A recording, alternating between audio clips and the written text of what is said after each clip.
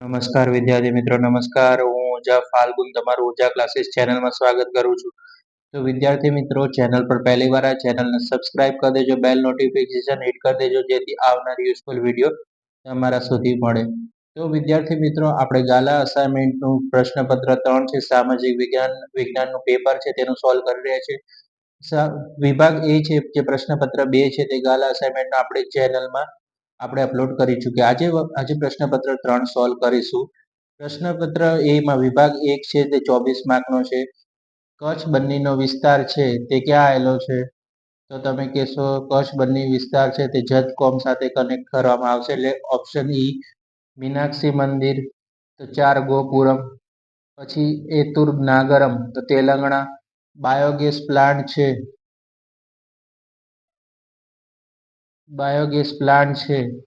તે ક્યાં આવેલો છે? બી મેથાણ.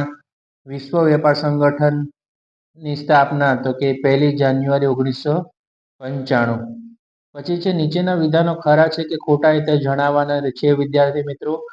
કે ઉપનિષદ સંવાદના સ્વરૂપમાં છે, સાચું. મીનાક્ષી મંદિરના મુખ્ય 5 ગોપુરમ છે, ખોટું. વલ્લભી બૌદ્ધ ધર્મના મહાયાન પંથનું કેન્દ્ર હતું, તો સાચું આવશે વિદ્યાર્થી મિત્રો.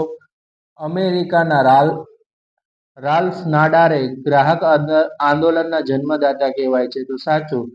રાલ્ફ નાડાર છે તે ગ્રાહક આંદોલનના જન્મદાતા કહેવાશે. ભારત વિશ્વની સૌથી મોટી લોકશાહી ધરાવતો દેશ છે, સાચું. ખાલી જગ્યા પૂરો. કેન્દ્ર સરકારે મહત્વના સ્થળોને રાષ્ટ્રીય સ્મારકો જાહેર કર્યા છે, તો કયા સ્થળો છે વિદ્યાર્થી મિત્રો? ઐતિહાસિક.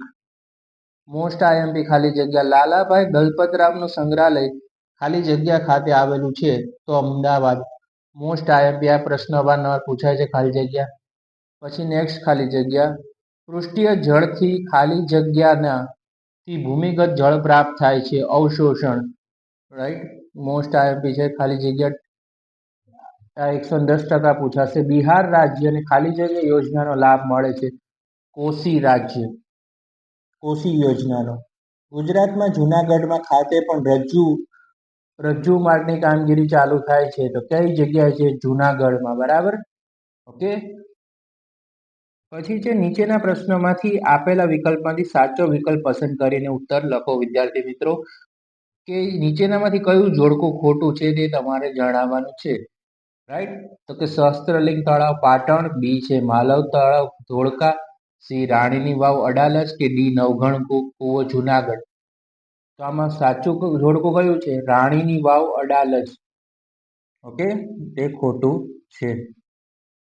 ઓકે, નેક્સ્ટ ક્વેશ્ચન છે કે ગ્રેન્ડ એનિકેટ ભવ્ય બંધનું નિર્માણ કઈ નદી પર થયું છે?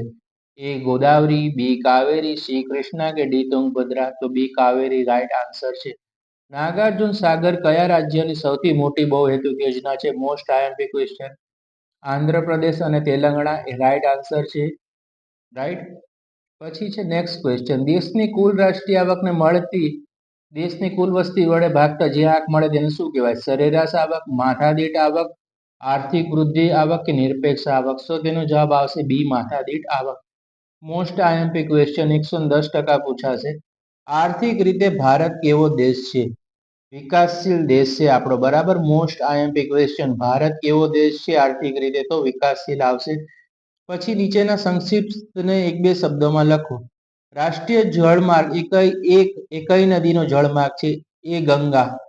ગુજરાતનું સૌથી મોટું બંદર કયું છે? કંડલા. 22માં જવાબ આવશે કંડલા. વિકાસશીલ દેશોમાં બેરોજગારી કયા સ્વરૂપની હોય છે? તો વિદ્યાર્થી મિત્રો તમને ખબર છે, અહીંયા મેં 3 લખી છે. માળખા, શિક્ષિત અને ઘર્ષણજન્ય બેરોજગારી આવશે. બરાબર, અહીંયા 3ની જગ્યાથી તો 3 લખી, પણ તમારે લખી લેવાની. ઉત્પાદનના સાધનોની ફાળવણી મુખ્ય કઈ 2 પદ્ધતિ દ્વારા થાય છે? બજાર પદ્ધતિ અને સમાજવાદી પદ્ધતિ. તો વિદ્યાર્થી મિત્રો સ્ક્રીનશોટ પાડી લેજો. વિડીયો પસંદ આવે વિડીયો લાઈક કરી દેજો, ચેનલને સબસ્ક્રાઇબ કરવાનું ભૂલતા નહીં. આવા જ યુઝફુલ વિડીયો જોવા માટે ચેનલને સબસ્ક્રાઇબ કરી દો અને આ વિડીયો તમારા મિત્રો સાથે શેર કરી દેજો. રાઈટ, અને હવે આપણે નેક્સ્ટ વિડીયોમાં મળીશું.